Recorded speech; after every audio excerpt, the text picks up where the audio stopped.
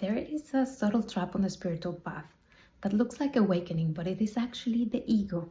And that is the voice that says, I'm chosen, I'm higher vibration, I'm more conscious or more aware than others. Now, this feels meaningful. This feels like identity with purpose. But what it actually is, it's actually comparing with others. So it is actually rooted in ego, not in truth. Because remember, ego separates and truth unites or joins. The ego doesn't mind if you are in a spiritual path or not. The ego only minds losing control.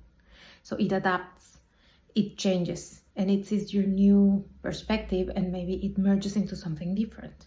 And I think everyone on the spiritual path has to face this lesson because I see it as a lesson, not as something to be ashamed of or be worried about or feel guilt about.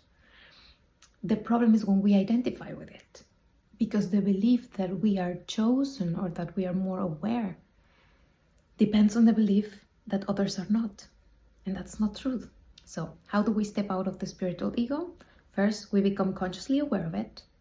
When we are aware that this is happening to us, that our ego has maybe changed forms, then we accept it without shame, without guilt, without rejecting. We just accept it. Then we release the identity we have built around our spiritual path, around awakening. Because you're not here to become a spiritual person. You're just here to remember that you were never separate in the first place. And then we shift from specialness to sharedness. And that is the light you see in you, those positive feelings that you have towards that situation, you just see them in others as well. So you see the light in others that is also in you, and you see that it is the same. So when the ego says, be different to be worthy, the truth says, we have never been different to begin with. So awakening is not becoming someone else. It is not becoming someone special. It's just becoming simple again. Not above, not below, not separate.